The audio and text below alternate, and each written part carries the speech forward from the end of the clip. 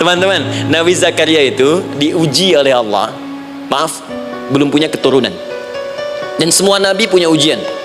Jadi jangankan kita, nabi aja yang jelas surganya punya ujian. Ya, Anda pernah sakit, Nabi Ayub sakitnya lebih parah dari kita.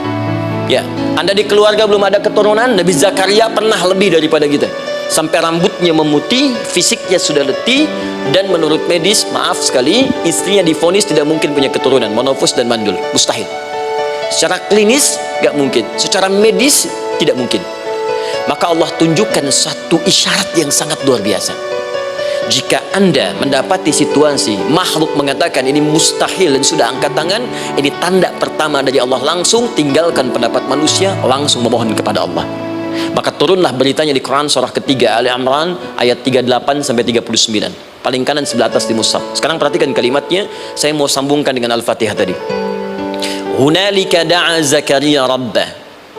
Di mihrabnya Nabi Zakaria salat bermohon kepada Allah. Qala rabbi habli min ladunka dzurriyyatan thayyibah. Kemudian ia berdoa, Rabbi habli, ya Allah yang maha memberi tanpa batas. Ini adab pertama, kalau teman-teman mau berdoa, sebut nama Allah sesuai dengan hajat kebutuhan kita. Itu yang disebut dengan al-asma'ul husna. Di asma'ul husna itu bukan nama-nama indah yang sekedar dihafal, bukan. Tapi nama yang diberikan oleh Allah sesuai dengan kebutuhan hidup kita. Dalilnya Quran surah ke-17 ayat 110. Ya, paling kanan sebelah atas di mushaf, ke pertengahan. Ya, kata Allah, Qulid Allah. Jika Anda punya persoalan, sebut nama Allah. Allah Awir Rahman atau Ar-Rahman. Ayyamma tad'u, tapi kalau Anda ingin spesifik meminta, falahul asmaul husna. Pilih nama Allah, ia punya nama-nama yang indah sesuai kebutuhan kita. Jadi kalau teman-teman misalnya minta kelancaran rezeki, sebut ya Allah ya Razzaq. Anak mau ujian, ya Allah ya Al-Alim. Di proyek misalnya ada hambatan, ada gangguan, ya Allah ya Al-Jabbar ya Al-Malik. Ingin mudah mengatasi ujian, ya Allah ya Sabar. Minta. Ya, jangan semuanya disebutkan, nanti jadi beban. Ya Allahumma ya Rahman ya Al-Malik ya Al-Quddus ya Sabar, gitu kan. Yang tadinya nggak punya masalah jadi punya masalah, gitu kan. Nah, pilih salah satu. Nah, jika Anda ingin memohon pada satu hal yang mustahil menurut manusia, maka minta dengan menyebut nama Allah yang memberi tanpa batas, mustahil di dalamnya. Nama Allah tersebut namanya Wahhab. Wahhab. Ya Allah ya Wahhab, Al-Wahhab.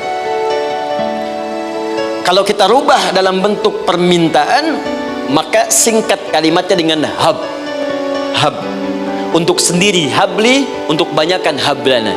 Rabbana hablana min azwajina wa dzurriyyatina qurrata a'yun.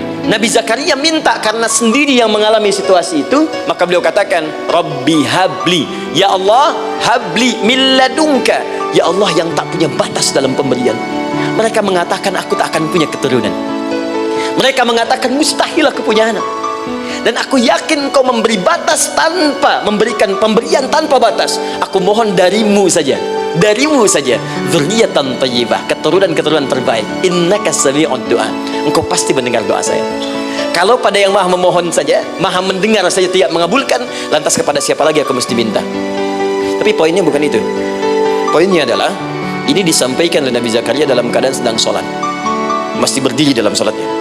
Dalam bahasa Arab berdiri disebut dengan qaimun, qaim, berdiri. Sedang sholat disebut dengan yusolli.